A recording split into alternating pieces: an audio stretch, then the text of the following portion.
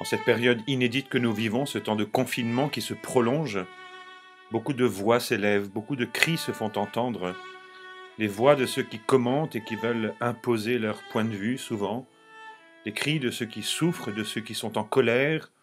Nous-mêmes, nous pouvons être envahis par ces voix, par ces cris et par tout ce qui peut venir comme finalement nous encombrer le cœur et l'esprit. Et maintenant, nous allons chercher à faire silence pour écouter ce message qui nous est donné, pour accueillir ces paroles de Marie à Medjugorje le 25 avril 2020. Chers enfants, que ce temps soit pour vous une exhortation à la conversion personnelle. Priez l'Esprit Saint dans la solitude, petits enfants, pour qu'il vous fortifie dans la foi et la confiance en Dieu, afin d'être de dignes témoins de l'amour dont Dieu vous gratifie par ma présence. Petits enfants, ne permettez pas que les épreuves endurcissent votre cœur et que la prière soit comme un désert. Soyez le reflet de l'amour de Dieu et témoignez de Jésus ressuscité par vos vies. Je suis avec vous et je vous aime tous de mon amour maternel. Merci d'avoir répondu à mon appel.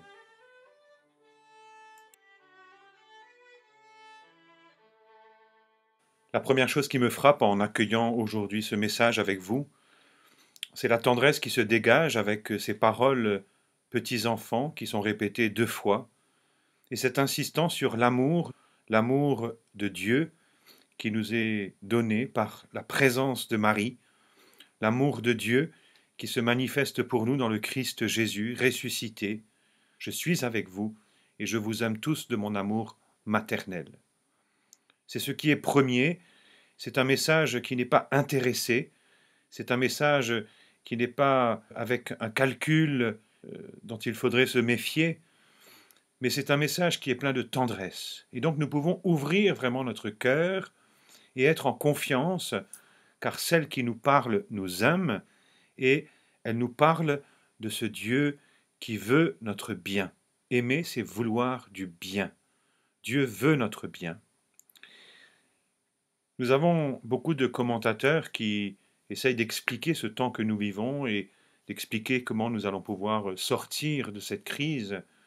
Ici, nous sommes invités à regarder ce temps comme un temps privilégié pour la conversion personnelle et pour invoquer l'Esprit Saint.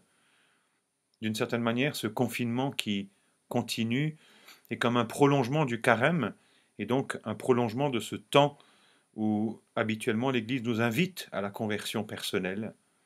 Et en même temps, nous entendons aussi ces paroles qui nous invitent à prier l'Esprit Saint, comme si nous étions déjà dans cette grande attente entre l'Ascension et la Pentecôte pour nous laisser remplir par l'Esprit Saint qui est la force d'en haut et qui est l'amour du Père et du Fils. Oui, qu'il vous fortifie dans la foi et la confiance en Dieu.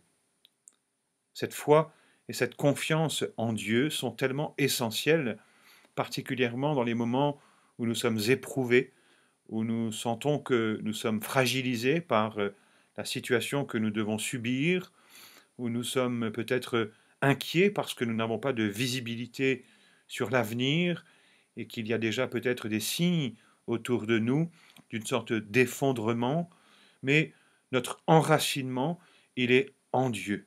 Le psaume 26 dit qu'une armée se déploie contre moi, mon cœur est sans crainte, que la bataille s'engage contre moi, je garde confiance.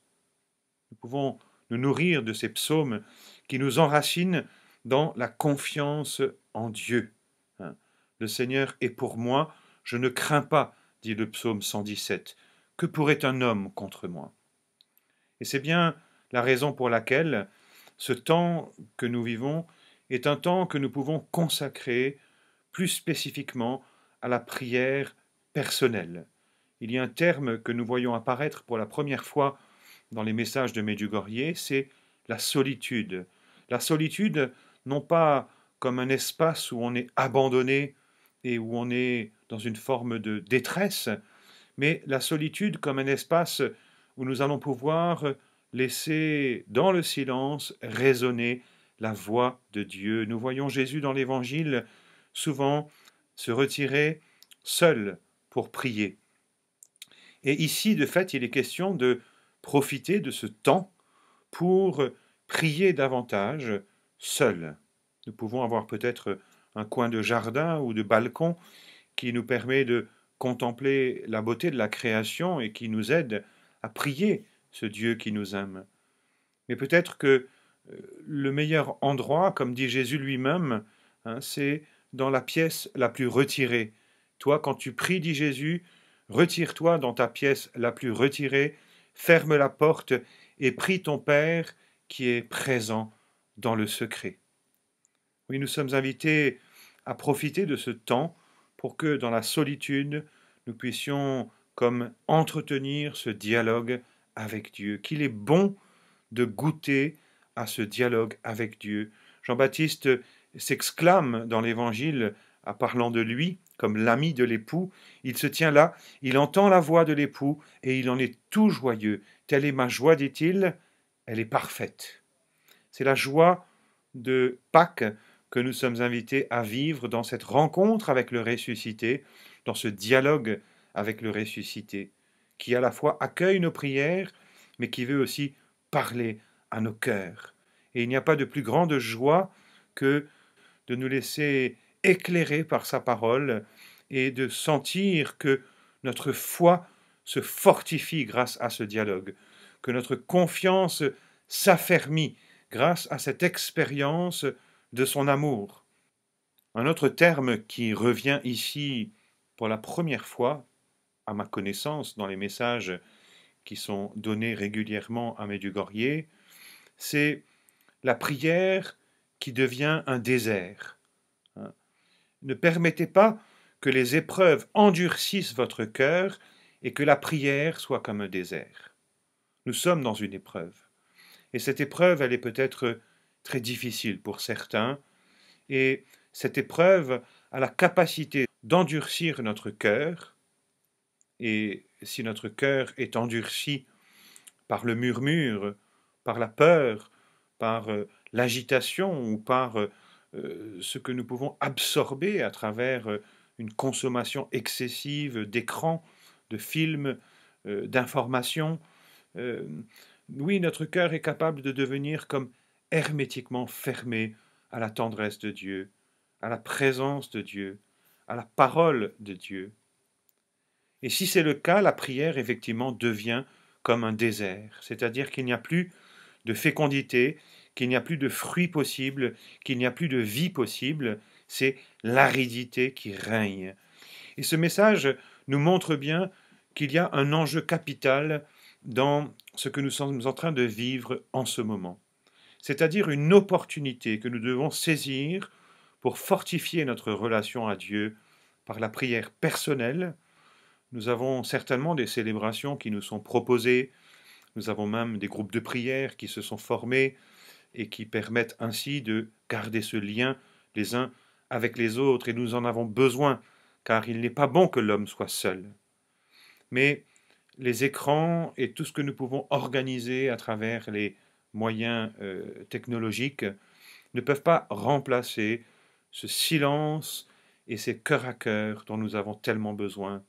Alors, trouvons un juste équilibre pour que nous puissions tenir et que nous puissions persévérer encore, établis dans la confiance, car même si tout s'effondre et même si tout autour de nous semble comme fragilisé par les épreuves, nous restons nous-mêmes remplis de cet amour de Dieu qui nous permet de pouvoir continuer à nous donner, à être vigilants non seulement dans la relation à Dieu, mais vigilants également dans cette attention aux autres et dans cette compassion envers ceux qui souffrent.